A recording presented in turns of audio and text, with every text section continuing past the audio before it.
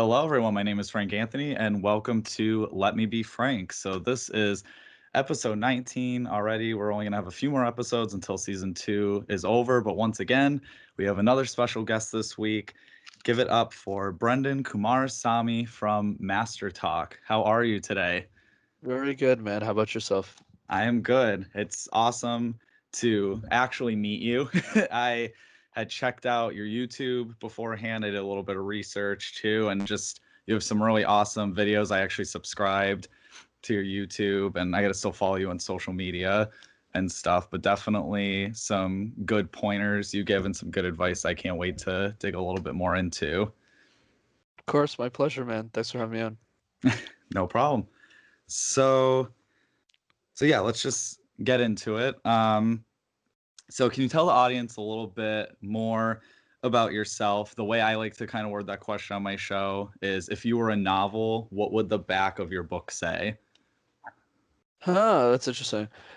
If it was a novel, what would the book say? It would probably be a crazy story about how a kid from poverty who had parents as factory workers went on to build, I guess, a really successful public speaking practice, got a corporate job in a company he never would have thought he would have been even allowed to interview at, and and just I guess it's more of a rags to riches story. So I guess the short spiel is I grew up in a city called Montreal in Canada. It's a French speaking city north and up in where we all live in igloos basically, and I got sent to French school basically to learn the language. And my parents looked at me and they said, "Well, you need to know the language, so we got to send you there." So and the whole time that I was in French education, I learned the language was just great, but I struggled a lot when it came to presentations. And the reason is because not only was I afraid of presenting like most of us are, I had to present a language I didn't even know. So I clearly wasn't set up to win. I was just a guy who went to a public school and, I didn't have big dreams. I think what happened is over time in my life, I gradually started getting smaller wins. Like back then, my big goal in life was to be an accountant. And then after I got a great accounting job, I said, what's next? And then I got a job in technology consulting. And then after that, I realized through a lot of the competitions I was doing in business school and presentations, I was probably doing 500 presentations in university. I was a Wow. nutcase while other guys my age were playing professional sports and watching professional sports, two things I have no interest in.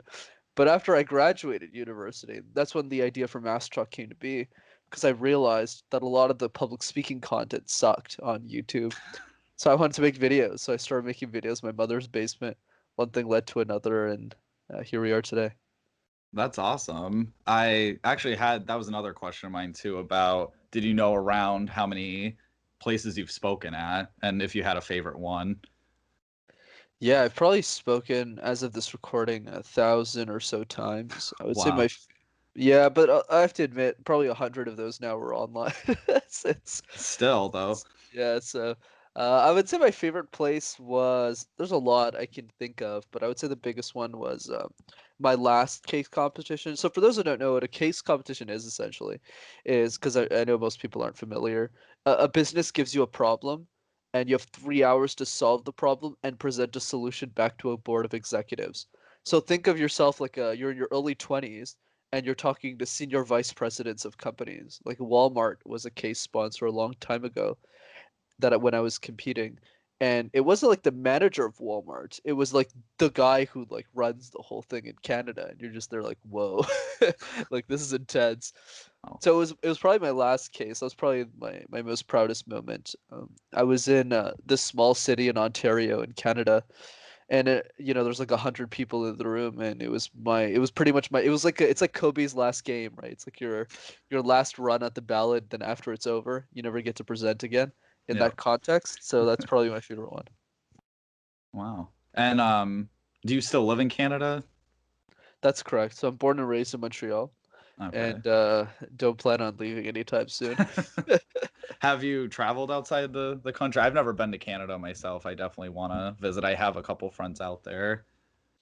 Oh yeah, no, definitely. So I was in Los Angeles in February. I was in San Diego as well. So I do travel quite a bit for either work or attending Okay. conferences or just for fun.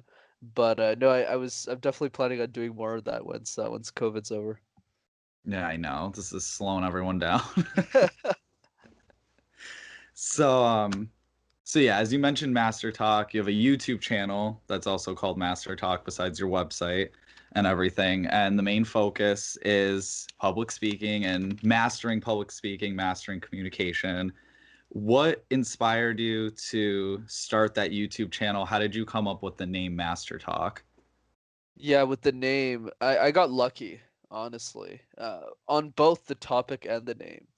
It just so happened, Frank, that I had 4 months to kill before I started. I have a day job. I'm a technology consultant at IBM, for those who are listening. And I kind of just, that was my dream job, and it still is, to be honest. I love the working there. But in that process, I had a couple of months before I started working, and a lot of the people I was coaching back in university who used to compete in these competitions kept asking me for resources on how to speak, because they kept just asking me the same question I never had an answer to myself, which is, Brenden, how did you learn how to speak? I never had a speech coach. I obviously couldn't afford one, right? I was broke like any other student in university. So I was self-taught. I had a bunch of friends who were really intense, really smart people, and we would coach each other essentially. And that's how I got really good. But before I started working, I was watching just for fun because a lot of people were annoying me at school. I started watching a lot of the people who create content now. And I found it really bizarre. Like, you got a bunch of like PhDs from Ivy League schools who don't really know anything about teaching communication. I'll give an example. One video in particular is entitled How to Manage Vocal Tones. And the guy who's presenting the video literally sounds like this. Hi everyone. So today we're gonna learn how to. I was like, wait, what? You don't even know how to manage your own vocal tones? Like, if you take me as an example, and I have a video on this, but I can show you right now to I prove to you saw that. this morning, Oh, you mastering did. your tones. Oh, you did, right? But for the audience, Yeah. right? Sadness, happiness, anger, and excitement. So usually, like, you can see with my face, like, I know how to Yeah. change my vocal tones. That dude had a PhD and over like 50,000 subscribers on his YouTube channel. Doesn't even know how to manage his own vocal tones. So this wasn't just like a one-time thing, though, Frank. Like, I just kept watching him over and over again because I just had time to kill before I started working. Mhm. And after watching probably 7 or 8 hours of these videos, I think I got bored after hour three, if I'm being honest. I just got frustrated. I just started making videos on my phone with no budget in my basement. And for the name, I was going to call it BK Talks initially for my own initials. I was Mhm. like, oh, everyone, I was telling my friends, I'm going to call it BK Talks. And they all looked at me and they were like, that's a stupid name. How about we find something better? And I just said, well, what do we call it? And then my friends made us do this exercise where we put like 100 names on a spreadsheet and then we just pick. And Master Talk was just one of them. So, and I just got lucky. Nobody else took the name. I was like, man, how, like, a lot of my friends were surprised that it wasn't already taken. That is So, surprising. yeah, so it's pretty cool. So we're filing for a trademark next month too. So things are good. So basically, Frank, I think the key is I got lucky on many of these fronts in the sense that the name was not taken, and in the sense of the coaching and more specifically the YouTube channel topic. It just so happened everyone else was trash on the platform. And I happened to be the youngest speech coach in the world at the time. I started coaching CEOs when I was 23. So I just went like, oh, this is like a huge opportunity for me to take advantage of. This is very different than, let's say, entrepreneurship. So because the thing is in entrepreneurship, Frank, yes, it's very difficult, but a lot of people on a net basis are very successful. So because of that, there's a huge pool of people who can create content for free and not gain anything from it. So an example I could give is Gary Vaynerchuk, Seth Godin, Tony Robbins, who creates pretty good content, and obviously Patrick Bet-David, who's the host of Valuetainment on YouTube. He has like 2.7 million subscribers or something. That guy runs $100 million ship. Like, he doesn't need to, and by ship I mean company. He doesn't need to create free content for anybody. But because the number of entrepreneurs who can create content is so large, like vast, there's a lot of people to pick from. But in speech coaching, it's very different. It's very hard to find someone who knows how to speak well and coach it effectively. The number is really small. The reason it's so small is because most people who are very good at communication don't teach it. right? They're podcast hosts, they're CEOs of companies, they're entrepreneurs. They don't coach other people on public speaking besides their own internal team. This implies that everyone who can actually do both is small. And most people in that group don't share any of their information for free because they don't need to. Most speech coaches make multi six-figure salaries, in my opinion. So that's why nobody, at least the best ones in the world, the people who are better than me. So those people don't share any of their information. It pissed me off pretty much. That, you are right about that. I just noticed that in the episode that's going to come out before this one on the show, we actually talk about the 6 basic human needs from Tony Robbins, his whole TED talk on that. We did like a whole spiel I did with another guest. So it's interesting you mentioned him because, yeah, like you said, he doesn't need to make free content. Like he's got it. He's got it But locked down. one thing I'll make different for Tony. So Tony's a bit different in the sense that like he does make a lot of free content. But the point that I'm driving is he's not a speech coach though. Like Yeah. so he gives like a lot of motivation, and I love Tony. Like I was planning on going to a seminar this year, but the point that I'm driving is like for people who are speech coaches. That I won't name names, obviously, but like like speech coaches in general. Not if you look on the internet, like none of them share free content because most of their clients are Tony Robbins, are people like him. So if Tony is giving you 50,000, 25,000, 10,000 for a couple of hours of your time of coaching, you only need 10 people like him to build a business and then you're done. They just intro you to another 10 and you don't need to make free content. That's what I meant as a clarification point. Okay. Um, oh, I just said and I told myself I wasn't going to because out of all the guests, you're the one that would crack down on that. Everyone says that. They're like, "Oh, Brendan's like a monster. He's like super self-conscious." I mean, of the hosts. I'm like, Yeah, don't don't say worry. don't say I'm pretty relaxed, and as you can tell, I dress very differently for podcast interviews than I do for my actual videos. I I was about to say it again. I took a public speaking class years ago at the first college I attended and graduated from, probably 6, 7 years ago at least. And it was interesting because it wasn't necessarily an expert in speech that taught that course. It was the theater teacher at the college that taught it, which they did a really good job. But that just made me think of when you were saying like there's not really a lot of like speech experts out there teaching that knowledge out there, and it is really cool that you started up something that does really work. I looked at the comments too a little bit, and people were going nuts for your content. So you're definitely doing something right. I appreciate that. And disclaimer, especially my most popular one, those 300 comments are just my people from university. It's not,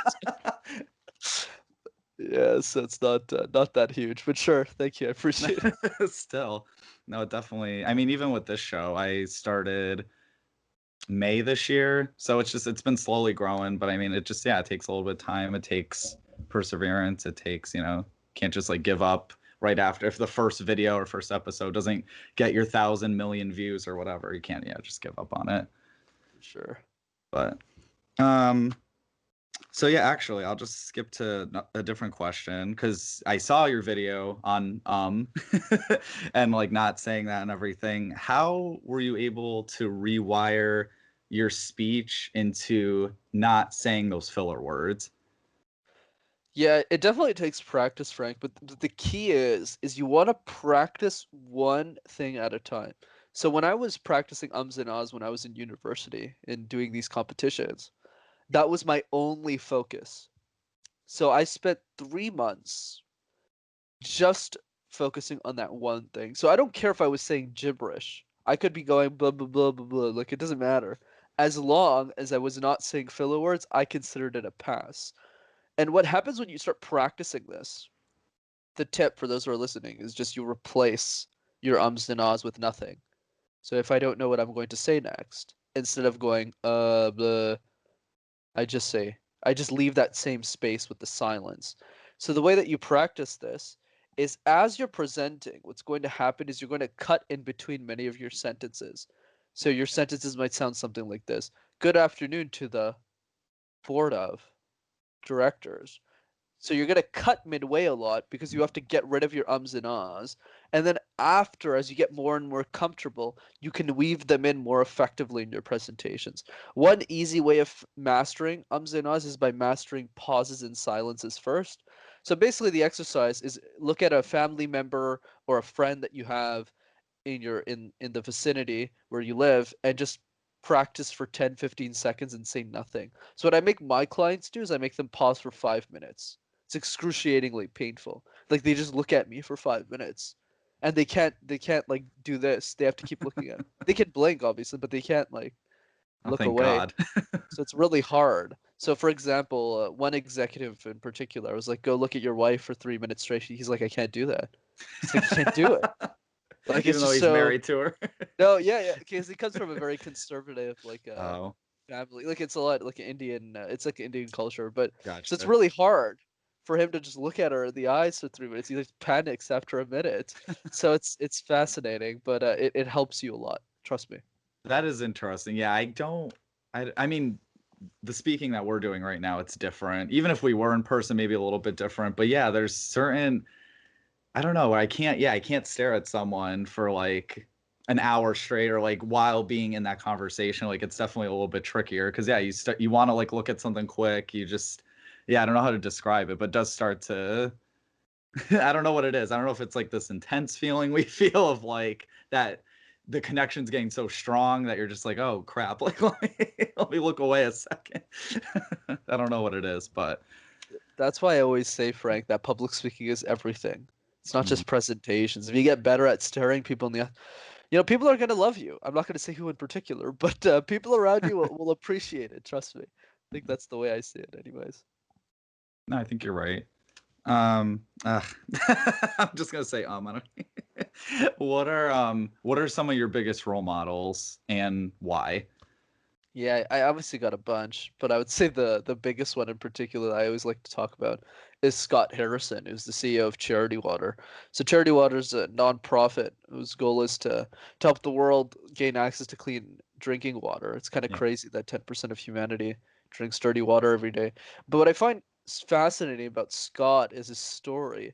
So he's the CEO of the organization. He's the one who started it. But before, he was a nightclub promoter in New York City. So it's kind of fascinating to see a guy who used to sell bottles of champagne for $500 to people in clubs. His girlfriend used to be on Vogue magazine.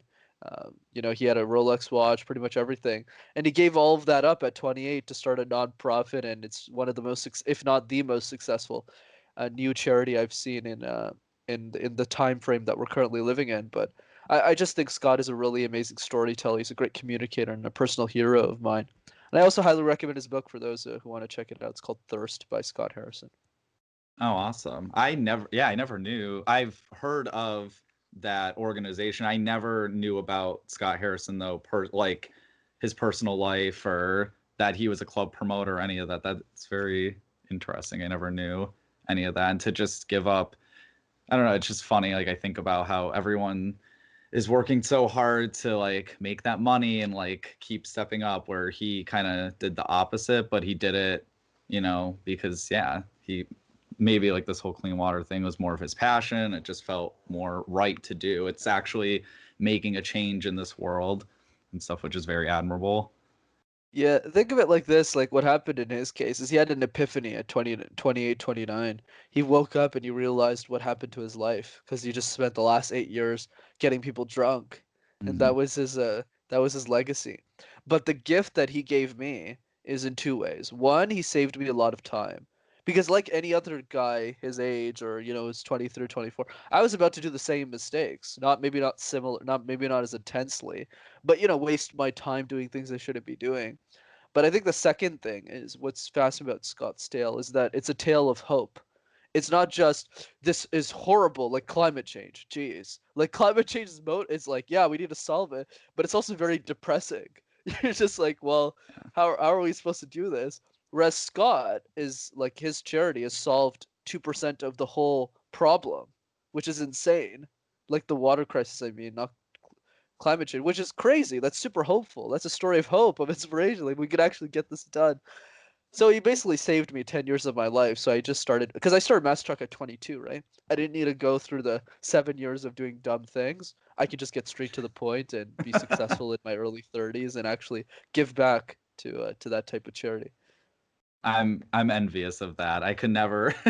I've always struggled with staying on track to just get the job done. I have a big passion for writing, and I've always just been working on that first book for years and years and years. And now I'm finally on the right steps. I'm actually writing it. I'm actually staying with it. So yeah, That's that's good, man. awesome.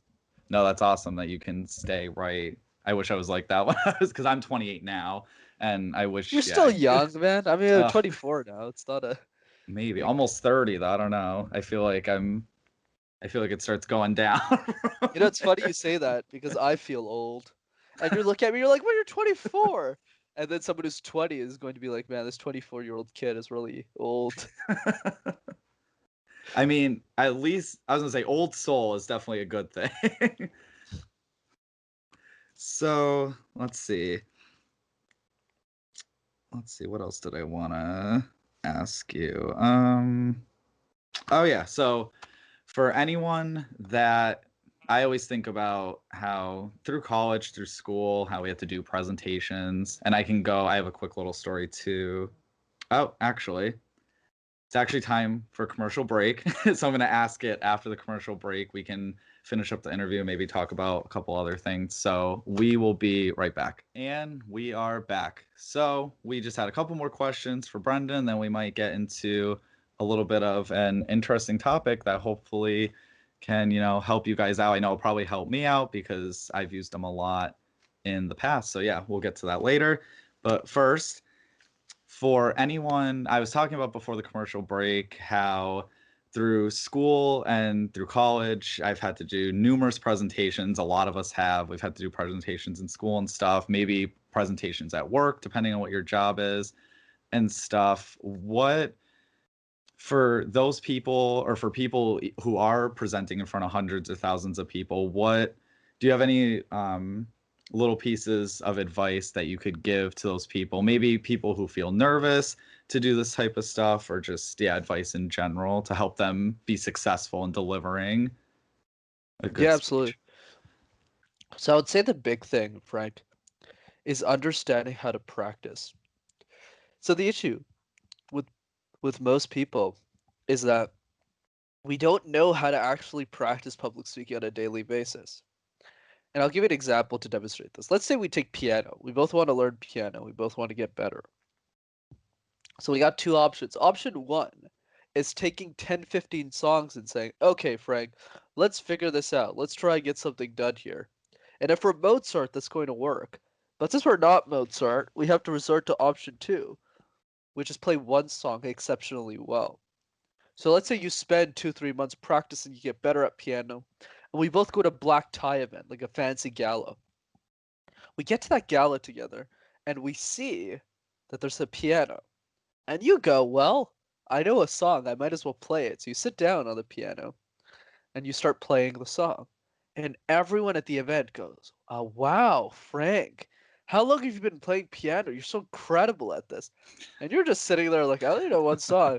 But you go, yeah, yeah, yeah, I'm pretty good at this thing. And then you go home. And then you go, wow, I'm like this phenomenal pianist. I'm like the next Mozart. And then you're going to take 10 or 15 other songs and you're going to start practicing them. And then you're off to the races. This analogy we apply for almost any skill, whether it's starting a YouTube channel, starting a podcast, cooking, doing the dishes. I mean, the dishes don't change. It's the same dishes every single time, right? You just Yeah. get better at cleaning them over and over again. The same repetition. Jogging's the same thing. But we don't do this with public speaking. It's Wednesday. Our boss, our client, our teacher comes up to us and goes, Frank, I need a presentation for Friday. And you kind of just say, okay. Looks like I'm not talking to my family for 2 days. So you go back home. You don't talk to anybody for, a couple of hours. You get everything done. You present on Friday. And then that presentation that you spent 10, 15 hours on, you crumble it up like a piece of paper, throw it in the garbage, and then move on to the next presentation. Whereas what the best speakers in the world do is they present one or two presentations, but they do it hundreds of times. So if you want to be exceptional at communication, you need to find one topic that solves a problem for somebody else that you can do forever. And that is how you get really good. So for you, Frank, your presentation topic is simple. It's your own podcast. What's the goal? What's the dream? Who are you trying to inspire?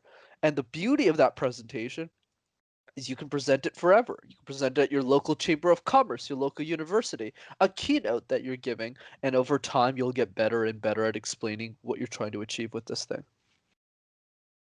That's definitely some good advice. And yeah, I definitely use this as a platform to practice, because if you listen to my episodes at the beginning, maybe compared to now, there's got to be some sort of difference there, where the first episode it was more like, crap, what do I do?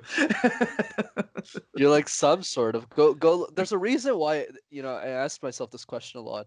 Why do a lot of famous YouTubers leave their uploads up, like from the beginning? Mm. Like MKBHD, for those who don't know, is like one of the most successful YouTubers on the platform. He's a tech guy. He reviews tech, and he still has his old stuff up. And literally, his old stuff, he's like this. He looks like he's 12 or something, and he has like these gadgets. He's like, "Hey guys, what's up?" And I'm just like, "Holy jeez!" Same thing with Joe Rogan, right? He did the first couple of years of GRE. He mostly just did it through his webcam. Like it was hilarious.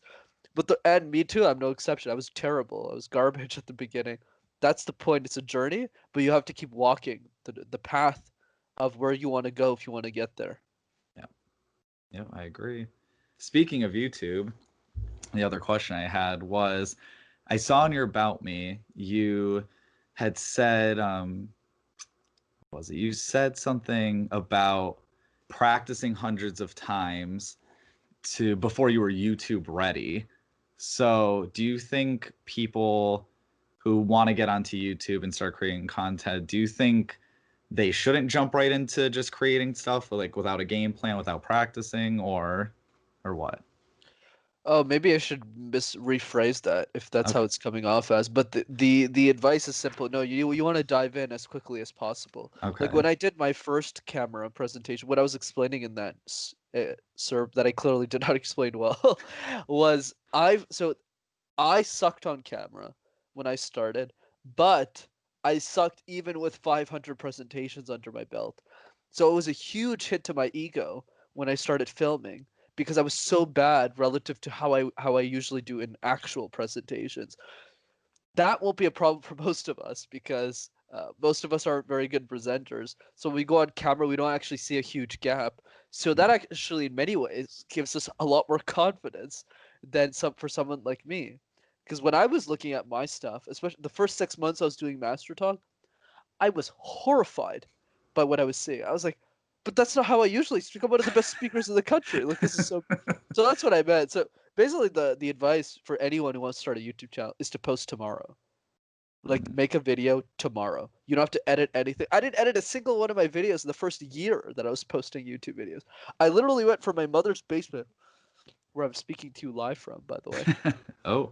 to literally full professional. Like I literally went from a 0 to 100.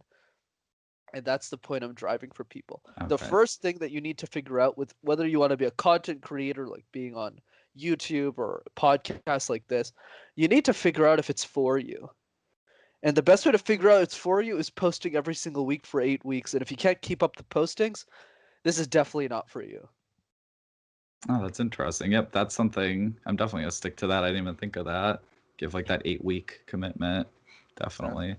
Because yeah, I do notice people will get really excited about a project. They start it up. They're like, okay, I'm gonna do this. They create their social medias. That's usually the first thing. They create all the social medias at once first, and then they make 1 or 2 episodes, and they're like, oh, this is too much. I can't do it Oh anymore.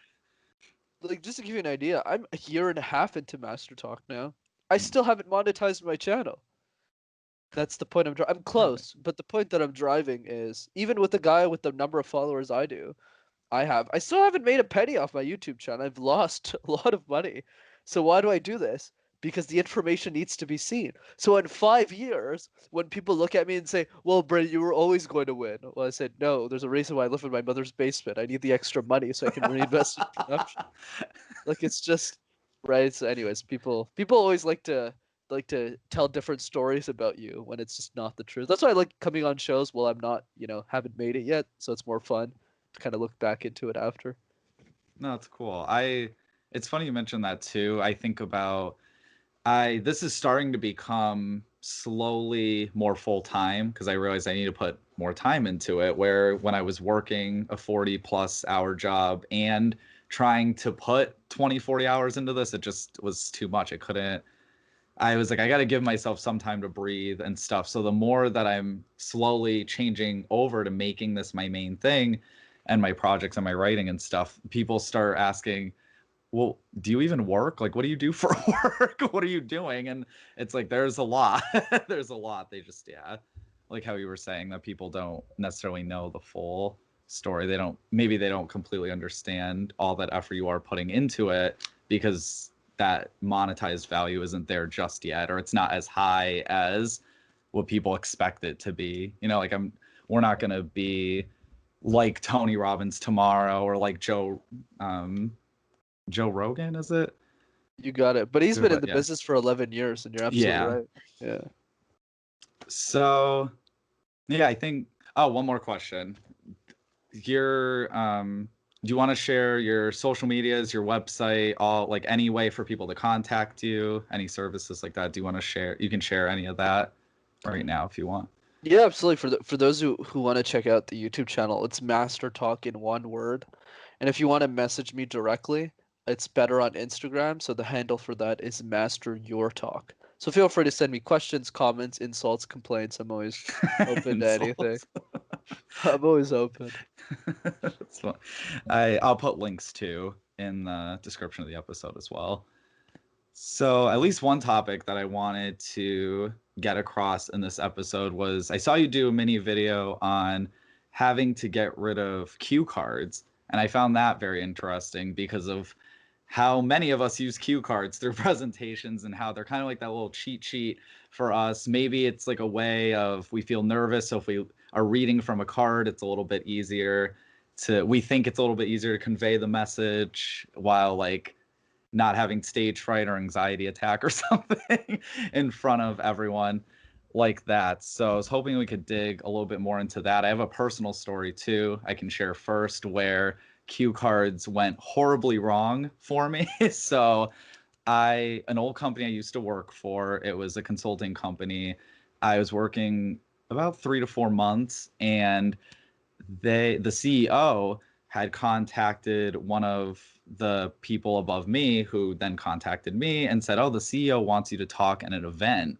And I was like, "Whoa," because it had only been a few months, but I was doing really good numbers wise and everything. So I was excited, but freaking out at the same time. I didn't know what to expect. I didn't really know what they wanted me to share or anything like that. So I was starting to write up cue cards. That was the first thing I started to do to just make sure I didn't forget anything or anything like that. I sometimes do that still with my notebook so that I don't forget certain things. But this was, long story short, I lost the cue cards like a couple hours before. So I started typing things on my phone as like, dude, cue cards on my phone. And so I'm going into this whole thing and I'm like, oh my God, I can't believe I have to read off of my phone. Like if I do need like notes, because that just looks awful. But it was even worse because when I decided, I'm like, okay, I'm just gonna try to speak, and then if I need the phone, I'll try to look slightly over or something. So, so I start going, and I'm like, I'm gonna start with a personal story, and because that's a little bit easier to talk about, and then I'll go into the things.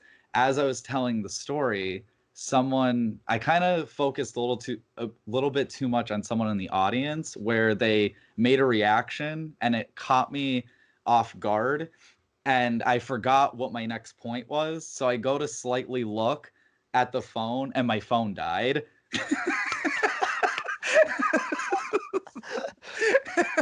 And I was like, oh wow.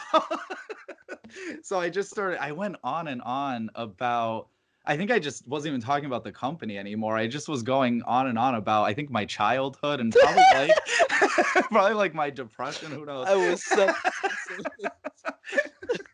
when Like he people, attacked me. you got to the point where I'm looking and I'm nervously looking at the audience because and their faces were at first the faces were like, and then it kind of turned into Like, what is going on? Like, like, I didn't know how to get off the stage at that point. It was just 40 minutes of just like sweating it out and just saying anything I could make up at that point. So with the whole cue card thing, what is some advice that you could share with the listeners, with the audience, people watching, on trying to ditch those, or like, do they really need cue cards? Or yeah, could you just dig a little bit into that? I think you proved your point a lot better than I did, than I ever could. Oh my god, that sounded so tragic. I felt like I was getting run by a bus or something as you were talking. I was like, oh my god. They didn't. Fun fact: they didn't ask me to speak again. Yeah, it's not so fun, I guess. Okay, let's kind of summarize this in a fun and entertaining way. If you're still using cue cards, it's like riding a bike on a four wheels rather than two. It's like riding a four-wheeler bike instead of a two-wheeler bike. Sure, you can ride the bike, but you don't look really normal riding four wheels on a bike when you're 25 years old or 30, right? It's kind of bizarre. I like to see it as the same thing with cue cards. Unless you're an absolute beginner. And by absolute beginner, let me emphasize what that means, because it doesn't apply to 99% of people. You'd literally get a panic attack. Like, you literally get up on stage, and for you, just presenting is like the biggest win. Biggest win. I know a lot of people relate to that, but that's not at all what I'm saying. I'm saying, like, if you don't have cue cards, like, you're like crying in front of the audience. So that's not most of us, which means that you should never, ever use cue cards. Let me explain why. That's one of the reasons you mentioned that proves the point better than I ever could, in the sense that if you rely too much on them and you're put in a situation where you don't get them anymore, you're not applying the number one rule of public speaking or life, really, which is always do the harder thing, always prepare for the worst case scenario, so that if the worst case scenario happens, well, you're prepared for it, right? Whereas in this situation, things happen, Yeah. but that's because the YouTube channel didn't exist back then, so totally fine. I know I can use, yeah, now I can use everything you have. I think that's what brings me the most joy is when people go, "Where were you 10 years ago?" I was like, "Well, 10 years ago I was like 2." Too. So so I couldn't support. I'm just kidding. I was like 15 10 years ago. But you know what I mean? Like, I was still like really young. Still am, but still, at least I'm making videos for people now. But the point that I'm driving is you always need to prepare for the worst case scenario. The other thing I want to point out is even if you're really good, even if you have the cue cards, the issue is all of them. Let me put an ultimatum. Almost all of the people I know that use cue cards don't need them, because whenever they look at their cue cards, it creates a barrier between themselves and the audience. So let's say you have 3 points to your amazing story. You got point number one, point number two, and point number three. You just ruined the entire effect of your whole presentation. You are better off cutting out the third point and just talking about the same two, while maintaining your connection with your audience relative to breaking it. It's like an example I like to give. It's like if you go on a first date with someone, or you're in a relationship with somebody, or even a close family member, and you spend half the time looking at the waiter or the waitress. Like, you don't spend any time looking at the other person. Like, you're just looking everywhere else. You're looking on your phone, but you're not actually looking. Like, how was your day going? Like, and people just go, well, he just wasn't there, or she wasn't there, right? That the same analogy applies in public speaking. That's why I have these bizarre videos on like theater and karaoke and dancing, because I find there's so many analogies to public speaking and everything. Because the better you are at communication, the better you are everything. So you need to understand that cue cards are a burden. Anyone who uses cue cards, in my eyes, is a beginner. Don't be a beginner. If you're listening to this podcast, you made it, an hour or so into this thing. You need to start changing the mindset and transferring from being a beginner speaker to being the expert that you're meant to become.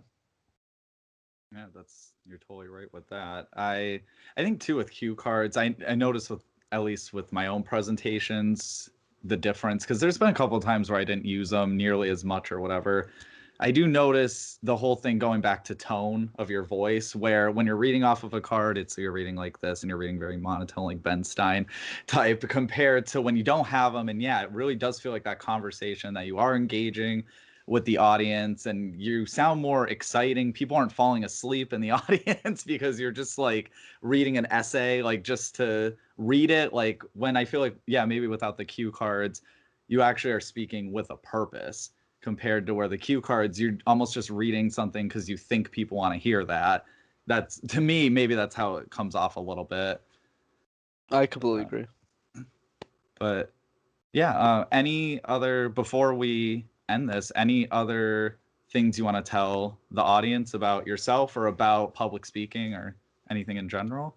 Yeah, absolutely. I always like to end with my favorite quote, and my favorite quote is, "Be insane, or be the same." You know, if you made Oh, it I this, love that. thank you. You know, if you made it this far in the episode, you're still listening to what I have to say for some reason that I don't understand. You probably want to make a difference. You probably want to do something different with your life. You probably want to make an impact in the world. So, but the advice that I have is the only way to do that is to learn the art of being more crazy. The end of the day, the people who actually do make a difference in the world, Steve Jobs talks about this a lot, or at least he used to, do the weird things, do things that most people find bizarre. Don't you find it odd that a 22-year-old kid started a YouTube channel not on vlogging, not on pranks, not on comedy, but on public speaking communication tips in his mother's basement, then went on to coach CE level executives, which is like CEOs and stuff, at the age of 23. But I also live in my mother's basement, don't own a car, don't plan on moving out of my basement until I'm like 32 or something, or 30. So the point that I'm driving is, why in the world does a guy who makes a six-figure income, why is he living in his mother's basement? None of this makes any sense. And that, my friends, is the point. When all of the decisions that you make in your life make sense to the only person that matters, which is you, you're probably making the right call. I love that because I think about, I just from personal experience, I think about this life that I was going to school for. I've graduated from school for psychology, and when I started going for clinical psychology, I had that awful thought of, oh my God, I don't think I love this. I don't think I want to do this. Like, this isn't my passion in life. This isn't my insane creative, like me being me type work, and like something that I could see myself doing every day for 20, 30, 40 years. Like, I was starting to have that inner panic and everything. So I do love that. Yeah, you have to live life for you first. You definitely have to do what you want to do, not necessarily live your life because other people want you to live your life a certain way. So yeah, no, I love that quote and what you had to say about that. Yeah, no, I appreciate it, dude. I think the issue with society is most people aren't afraid, or too afraid rather, to go against the grain because they get punished for it, right? You Mm-hmm. know, the best way to survive, which is what our brains are wired for, not happiness, of course, is to play by everyone else's standards. Because if Frank doesn't like me, and I feel that Frank doesn't care about me and doesn't want to take care of me or be my friend, well, that incentivizes me to do whatever Frank wants me to do. Right. And most humans don't break through that cycle. Rather than saying, who cares what anyone else has to say? It's more about, I'm only going to live for a very, very short period of time. I might as well do something crazy with my life because I don't have much of it, anyways. That's awesome. Well, I think that's going to conclude this week's episode. Brenden, thank you so much for being a guest. It was awesome. I want to thank each and every one of you guys for listening and watching and supporting. It means so much to me. I want to thank today's sponsor on the episode. I want to thank my friend Zach, also known as Zapphire. He does the intro and outro music for seasons 2 episodes. So thank you so much for that as well. And I hope you guys have a super special, awesome day, and bye.